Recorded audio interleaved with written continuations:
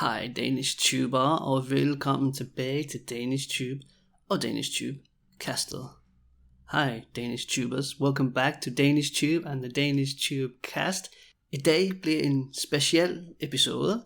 Today is gonna be a special episode. Vi har haft virkelig mange samtaler på podcasten. We've had a lot of conversations on the podcast. I har givet feedback. You've given feedback. Og jeg har hørt virkelig mange søde ting. And I've heard a lot of really sweet things, men også seje ting. But also cool things. Noget som jeg blev bedt om, det er at lave nogle episoder til nybegyndere. Something I've been asked to do is to make some episodes two or four, which one is it? For beginners. Oh god, I'm getting mixed in both languages. What's going on? For eller til. It's an entire thing. But basically, it's the start of a new season. Det er en ny sæson. Endnu en sæson. Yet another season. Og det er sæson nummer 9. Season number 9. Og vi er kommet godt ind i december måned. We're well on our way into the month of December. And I thought I would take this opportunity to start the new season off with a simple episode where we go through some phrases in Danish based around Christmas. Julefraser. Vi har nogle julegloser. Some Christmas glossaries. Some phrases that I've just written. And I'm just going to read them to you. Jeg læser dem op for jer. Jeg læser både de danske og de engelske sætninger. I'm going to read both the Danish and the English sentences. Så I kan bare putte jeres telefoner væk og lytte med. So you can just put your phones away and listen along. And I'll give you a little bit of space. Jeg giver lidt plads, for at I også kan gentage sætningerne. I'll give a little space, so you also can repeat the sentences. Because, well, it's cool to listen along, but it's also cool to get used to using the language. Man skal også vende sig til at bruge sproget og sige ordene, to use the words, to use the language, and Så lad os komme i gang. Jeg snakker alt for meget. Let's get going. I'm talking way too much. And as the title of this episode suggests, we have 100 phrases. 100 fraser, 100 sætninger. Så det kan være, at jeg tager nogle små pauser. It can be that I take some small breaks, because we have a lot of sentences to get through. Vi kører. Julen nærmer sig. Julen nærmer sig. Julen nærmer sig. Christmas is getting closer. Jul er bare så hyggelig. Jul er bare så hyggelig. Jul er bare så hyggelig. Christmas is just so cozy. Rejser du hjem til jul? Rejser du hjem til jul? Rejser du hjem til jul? Are you traveling home for Christmas? Det er jeg ikke. Eller det skal jeg ikke. I'm not. Are you? Let me know. Hvor fejrer du jul i år? Hvor fejrer du jul i år? Hvor fejrer du jul i år? Where are you celebrating Christmas this year? I just realized that it would be pretty cool if I switch it around actually and say the English first, so you know what you're saying when you're repeating it. So I'm going to do exactly that.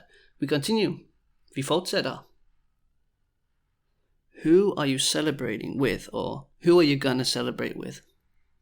Hvem fejrer du med? Hvem fejrer du med? Hvem fejrer du med? Don't you love Christmas? Elsker du ikke jul? Elsker du ikke jul? Elsker du ikke jul? What's wrong with you? Don't you love Christmas? Notice how I'm saying the lines 3 times. I know it can be a little bit slow. Try to stick with me. But what I'm trying to do is, even when I say it really slowly, I'm trying to pronounce the words exactly how I would say it when you also say it quickly. So in the last example, you notice the word mill, which often is pronounced with a soft D. For example, vel, mill, die. How about you? But also very common to hear it pronounced me. Hvad med dig? Hvad med dig? So I'm not saying it doesn't make sense to learn the word mill. It does, because there are some other cases where you probably wouldn't say me. An example could be, I don't know, if I say I'm coming with you, jeg kommer med. Jeg kommer med. I could probably say both, but it sounds a bit weird to me to say jeg kommer med. Jeg kommer med, I would say.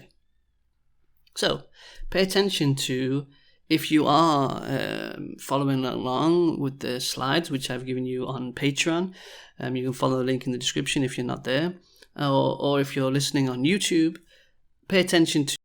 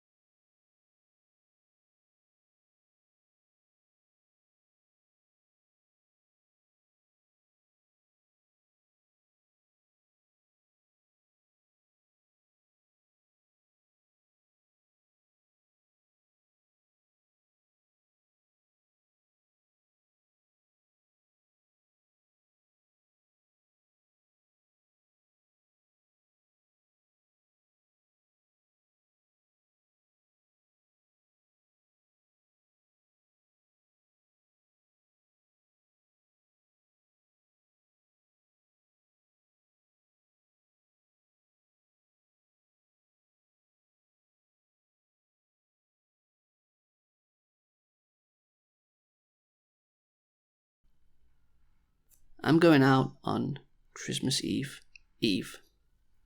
That's the night before Christmas Eve. There's not really a good word for it in Danish. In English, it's awesome that in Danish it's called Little Christmas Eve, which I guess makes sense if you also say it in English. Jeg skal ud i byen på lille juleaften. Jeg skal ud i byen på lille juleaften. Jeg skal ud i byen på lille juleaften. Little Christmas Eve is really exciting.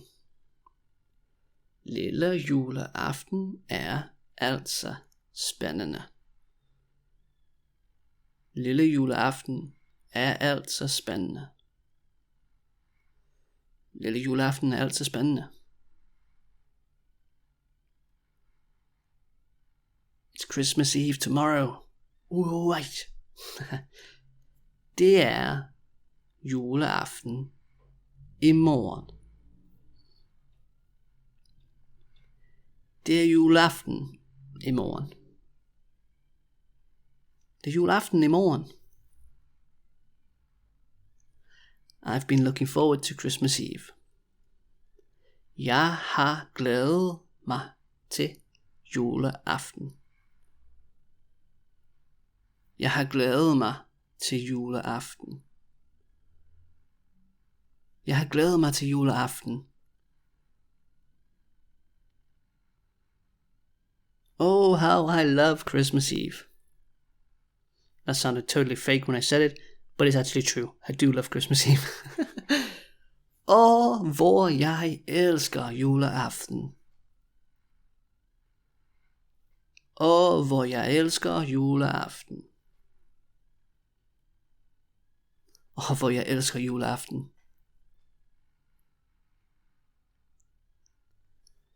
So it's Christmas Day. Så er der juledag. Så er der juledag. Så er der juledag. We always drink a lot on Christmas Day. Vi drikker altid meget på juledag. Vi drikker altid meget på juledag. Vi drikker altid meget på juledag. My family does, at least. I don't know about your family, but yeah, de drikker faktisk meget på juledag. They actually do drink a lot on Christmas Day. Christmas Day is always a fun day. Juledag er altid en sjov dag. Juledag er altid en sjov dag. Juledag er altid en sjov dag. Are you coming by on Christmas Day? Coming by just means like, are you visiting? Are you going to come and see me? Kommer du forbi på juledag? Kommer du forbi på juledag? Kommer du forbi på juledag? We're hosting a Christmas dinner at our place next week. Vi holder julefrokost hos os i næste uge. Vi holder julefrokost hos os i næste uge. Vi holder julefrokost hos os i næste uge. You have to go to a lot of Christmas dinners in December. At least in Denmark, it's kind of a thing. I didn't experience it anywhere else. Do you do it in your own country? Let me know. Is that also a thing? At your workplace, with your friends? Man skal til mange julefrokoster i december. Man skal til mange julefrokoster i december. Man skal til mange julefrokoster i december. I never get tired of Christmas dinners. Jeg bliver aldrig træt af julefroder. Jeg bliver aldrig træt af julefroder. Jeg bliver aldrig træt af julefroder. Notice here I use the word froder instead of frokost. It's a slang word. Slang for julefrokost is julefrod. It's time for Christmas dinner. Det er tid til julefrokost. Det er tid til julefrokost. Det er tid til julefrokost. Shouldn't we listen to a bit of Christmas music? Skal vi ikke høre lidt julemusik? Skal vi ikke høre lidt julemusik? Skal vi ikke høre lidt julemusik? My brother isn't a fan of Christmas music. It's not true, completely made it up, but that's the sentence we have. Min bror er ikke en fan af julemusik. Min bror er ikke en fan af julemusik. Ja, min bror er ikke fan af julemusik. Christmas music is the best. Julemusik er det bedste. Julemusik er det bedste. Julemusik er det bedste. Er du enig? Do you agree? Skriv til mig. Write to me. Let me know. Kan du lide julemusik? Do you like Christmas music? Who doesn't like Christmas music? Hvem kan ikke lide julemusik? Hvem kan ikke lide julemusik? Hvem kan ikke lide julemusik? There are actually many good Christmas songs, or there are actually a lot of good Christmas songs. Der er faktisk mange gode julesange. Der er faktisk mange gode julesange. Der er faktisk mange gode julesange. Do you know any good Christmas songs in Danish? Kender du nogen gode julesange på dansk? Kender du nogen gode julesange på dansk? Kender du nogen gode julesange på dansk? What's your favorite Christmas song? Hvad er din yndlings julesang? Hvad er din yndlings julesang? Hvad er din yndlings julesang? Christmas songs can get irritating. That's why I asked if you like them. Either you love them or you hate them. Julesange kan godt blive irriterende. Just like the guy outside that's doing gardening while I'm trying to record a podcast. I'll try to cut him out. Hopefully you cannot hear him. But I can. Julesange kan godt blive irriterende. Julesange kan godt blive irriterende. Julesange kan godt blive irriterende. They sing Christmas hymns in the church. De synger julesalmer i kirken. De synger julesalmer i kirken. De synger julesalmer i kirken. Let's listen to a Christmas hymn. Something I would never say actually, but I'm saying it now. Lad os lytte til en julesalme. Lad os lytte til en julesalme. Lad os lytte til en julesalme. The Christmas hymn is really beautiful. Julesalmen er meget smuk. Julesalmen er meget smuk. Julesalmen er meget smuk. He's really fond of Christmas food. Han er meget glad for julemad. Han er meget glad for julemad. Han er meget glad for julemad. Shouldn't we prepare a bit of Christmas food? I don't know why I said it in that voice. Shouldn't we prepare a bit of Christmas food? I'll try to say it in that voice in Danish as well. Skal vi ikke forberede lidt julemad? Skal vi ikke forberede lidt julemad? Skal vi ikke forberede lidt julemad? You can hear that after a while, when you start repeating sentences over and over 3 times, it sends you a little bit crazy.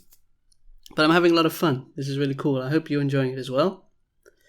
Let's take a few more with Christmas food, and we take a little break. What Christmas food shall we eat? Hvad for noget julemad skal vi spise? Hvad for noget julemad skal vi spise? Hvad for noget julemad skal vi spise? There are already Christmas sweets in the supermarket. What? Det er kun positivt. It's only a good thing. Der er allerede julegodter i supermarkedet. Der er allerede julegodter i supermarkedet. Der er allerede julegodter i supermarkedet. Christmas sweets make me happy. Julegodter gør mig glad. Julegodter gør mig glad. Julegodter gør mig glad. Don't you have any Christmas sweets in the house? What's wrong with you? Hvad er der galt med dig? Har du ikke nogen julegodter i huset? Har du ikke nogen julegodter i huset? Har du ikke nogen julegodter i huset? Such yummy Christmas sweets. Or, what yummy Christmas sweets. Sikke nogen lækre julegodter. Sikke nogen lækre julegodter. Sikke nogen lækre julegodter. Ikke? Sådan, vi tager en kort pause, og så er vi straks tilbage på DanishTube castet. We're going to take a quick break, and we are right back on the DanishTube cast. Thanks again for listening to this Learning Danish podcast for you, the Danish learner. If you didn't know it, I do actually teach Danish. That is my full-time job. So if you are on the lookout for a cool Danish teacher looking to improve your skills, or maybe just fine-tune your language, get in touch with me. Write to danishtuberocks@gmail.com. I would be super happy to hear from you and to help you on your Danish language journey. Sådan, vi er tilbage. There we go, we are back. Og så er det tid til at give nogle shoutouts. And it's time to give out some shoutouts. Do you give out shoutouts? I think you do. You shout them out. Anyway, I want to give a shoutout firstly to AJ Grover on Instagram. You wrote to me saying, hey, I've been loving your podcast on Spotify, but one issue is that I can't seem to find the English translations, transcriptions, as specified in the podcast. Basically, where do I find them? So thanks for getting in touch with me, AJ. The transcriptions, as I replied to you, they're not necessarily transcriptions in English, but what I do is I always listen back to the podcast and I pick out all the best words and phrases that I think are useful, beautiful, whatever it might be, and I make a really nice PDF file with some images, and I make a nice list of the Danish words with an English translation. And those are available on Patreon. So again, you can find the link in the description. Go over to Patreon, you can get the show notes, you can get Danish exercises, weekly slang, live streams, merchandise. You will also be automatically in our book club, which we meet once to twice per week. And we also have a live chat sort of forum on Discord, which is our very special DanishTube room where you can just chat with other learners, ask any questions, and yeah, just have a lot of fun. So there's a lot of things going on Patreon. Check it out if that sounds like something for you. And I also want to give a shout out to YouTube, Jose Reyes, I'm not sure how to say your name, but 46, Jose, you said to me that you really like my podcast. It was on episode 69, the Thanksgiving episode with Brooke. And you mentioned that sometimes Brooke doesn't know the words, and that's nice for you to learn and to keep up with, but that the podcast is a very high level. So if you could make some lower podcasts, that would be amazing. And that is, in fact, what I'm doing right now for you, my friend. So I hope you're enjoying this episode. Let's continue with some more English, Danish phrases based around Christmas. We still have a lot to go. Let's get on with it. Have you seen this year's Christmas calendar? Har du set årets julekalender? Har du set årets julekalender? Har du set årets julekalender? And if you didn't know, there is every year a new season, a new series of episodes where you get a new episode every day in December. It's an awesome concept, and I don't know why all countries don't do it. I didn't watch it this year. I don't know what's going on this year. Actually, I'm a little bit in my own cave. But there are many classic Christmas calendars that you can watch, such as Jul på Vesterbro. But one that I personally have always liked is one called Pagten, The Pact. Maybe it's from 2006, something like that.